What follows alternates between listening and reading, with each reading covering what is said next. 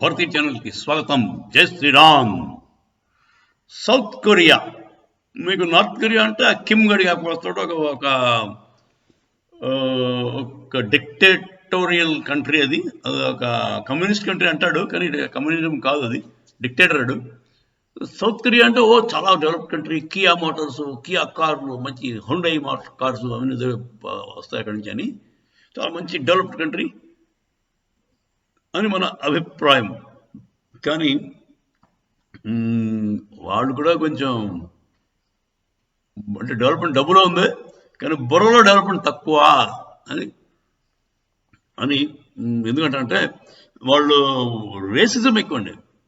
వాళ్ళు ఏదో అందగాళ్ళు, వాళ్ళు ఏదో చాలా గొప్పవాళ్ళు, వాళ్ళ మొహాలు చూస్తే మనకు అసహ్యం వేస్తుంది.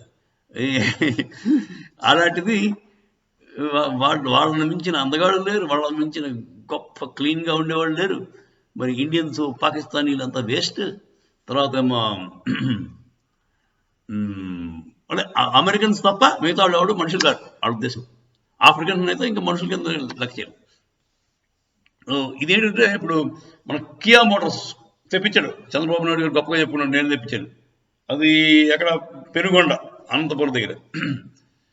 అక్కడ మీరు ఆ ఏరియాకి వెళ్తే అన్ని బోర్డ్స్ కూడా కొరియన్ భాషలో ఉంటాయండి, తెలుగులో ఉండవు, ఇంగ్లీష్లో ఉండవు. ఒక వేరే ప్రపంచం అది. తర్వాత అక్కడ ఏంటంటే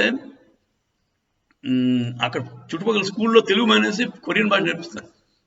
బాగానే ఉంది, అంత బాగా ఉంటే ఉద్యోగాలు వస్తే నేర్చుకుంటున్నారు పాప అమ్మాయికి. కాకపోతే అన్ని ప్యూన్లు, అంతకంటే కొంచెం జూనియర్ క్లర్క్స్, ఆ క్యాడర్ మాత్రమే ఉద్యోగాలు ఇస్తున్నారు కియా ఫ్యాక్టరీలో. అబౌవ్ దట్ లెవెల్ అందరూ కూడా కొరియన్సే. తర్వాత వాళ్ళ రెస్టారెంట్స్ అవి ఉన్నాయి, బార్లు. దానికి నో ఎంట్రీ ఫర్ మన ఇండియన్స్, మన లోకల్స్. అది ఎంత దారుణం. మన ఇండియాలో ఒక రెస్టారెంట్ పెట్టి మన రానివాడా, నేను వెళ్తే మొత్తం 100 మంది ఉపయోగించి కొలగడతాను అక్కడ. మా ఊళ్ళో తీసుకెళ్ళి అక్కడ అమాయకులు అనంతపురాలు మరి అలా బోటెట్టాడంట. యూట్యూబ్లో కూడా చూడండి మీరు. ఒక అతను వెళ్ళి అడిగితే కుక్కులు కూడా వాడు ఇండియన్స్ పెట్టలేదు, నేపాల్ని తెప్పించాడు. అంటే నేపాల్లో ఏదో మనకంటే గొప్పవాడు అనమాట. సో ఇదండి కొరియా తాలూకు వివక్ష. వాళ్ళు అంటే వాళ్ళ భావజాలం ఇలా ఉంటుంది. సో దానివల్ల పెద్ద ఆ కార్ ఫ్యాక్టరీ రావడం వల్ల మనకి ఎవరికి ఉపయోగం లేదండి. ఎందుకంటే పీయూష్ గోయల్ గారు చూసి ఏంటి మన ఇంపోర్ట్ బిల్స్ ఎక్కువ అయిపోతుంది. మామూలుగా ఒక కార్ ఫ్యాక్టరీ పెడితే మన ఎక్స్పోర్ట్ పెరగాలి అని ఇక్కడి నుంచి బయటకు పంపిస్తాడు, చీప్ లేబర్ కింద మనం ఇక్కడ చీప్గా తెచ్చుకుని ఇంకా మిగతా దేశాలకు పంపిస్తాడు అనుకుంటాం మనం. కానీ అలా జరగట్లేదు. వాడు చిన్న బోర్డు దగ్గర నుంచి అక్కడి నుంచే తెప్పిస్తున్నాడు, కొరియా నుంచి. మామూలు యాన్సిలరీ యూనిట్లు పెరగలేదు. ఒక కార్ యూనిట్ వస్తే చుట్టుపక్కల చాలా చిన్న చిన్న యాన్సిలరీ యూనిట్స్ వస్తాయి. వైపర్స్ తయారు చేసేవాడు ఒకడు, విండ్షీల్డ్స్ తయారు చేసేవాడు ఒకడు, ఏమి లేవండి, అన్నీ అక్కడ తెప్పిస్తాడు.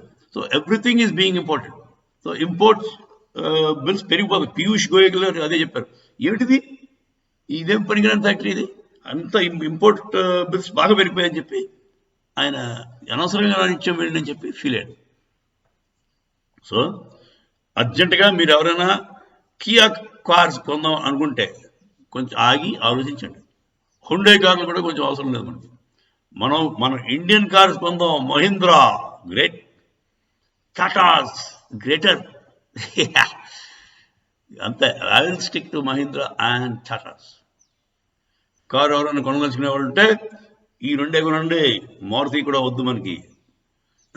మారుతి అంటాడు కానీ సుజుకేది ఎక్కువ. సరే, ఇది కొంచెం పాయింట్కి డైగ్రెస్ అవుతున్నాం. వీ నీడ్ టు అంటే ఇలాంటి వాళ్ళకి మనం బుద్ధి చెప్పాల్సిన అవసరం ఎంతైనా ఉంది. మన చిన్న చూపు చూసేవాళ్ళు మనకి ఎందుకంటే అవసరం. వాళ్ళు ఆ చైనా వాడు మొత్తం అయిపోతాడు, అంత దేశం అది.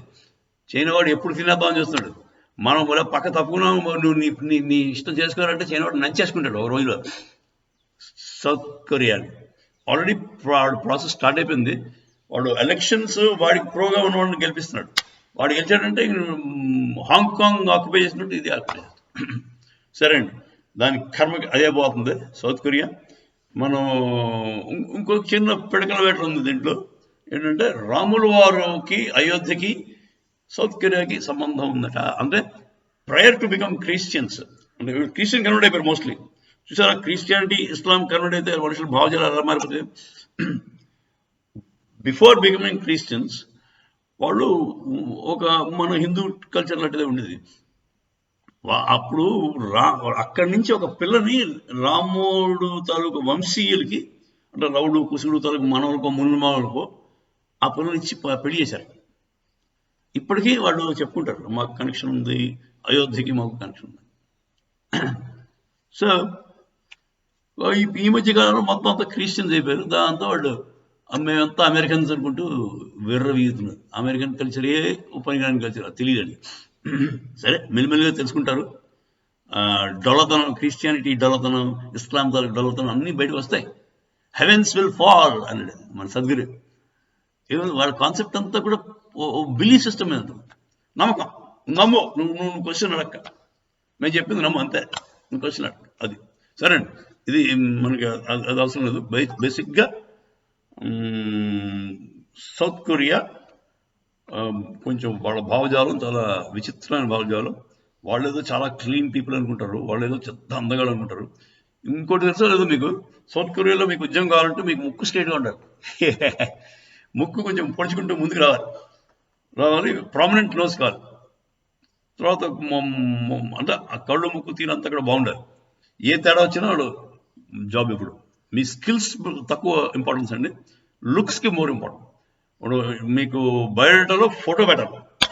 ఒకడైతే పాపం ఫోటో పెట్టి ఉద్యోగం ఆల్మోస్ట్ వచ్చింది, వెళ్ళాడు ఇంటర్వ్యూకి వెళ్ళేసరికి నువ్వు ఫోటోలో ఉన్నట్టు నువ్వు లేవు, అందుకు వెళ్ళిపోయిన పెట్టుకోండి. అదండి ఇంత, అంటే దేహానికి అంత ఇంపార్టెన్స్ ఇచ్చే వెర్రివేదాలు ఇక్కడ అంతకంటే కూడా. మనం అంత ఏంటంటే మన ఇక్కడ మన హిందూ ధర్మం ప్రకారం దేహం ఏముంది, ఇవాళ ఇలా ఉంటుంది, రేపు ఇంకోలా ఉంటుంది. వయసుతో పాటు అది మారిపోతుంది. ముసలాడేసరికి ఇంకా మొత్తం ముడిచిపోతాడు. కానీ ఆత్మ చెదరదు. దేహాదిభావం పరిమార్జ్యంత, అంటే దేహాదిభావాన్ని వదిలేశాడు. నేను ఈ దేహం అనుకోడు మనవాడు. అందువల్ల మన ఎంతైనా అచీవ్ చేయగలం. మన లిమిట్ లేదు, మనకి బార్డర్స్ లేవు.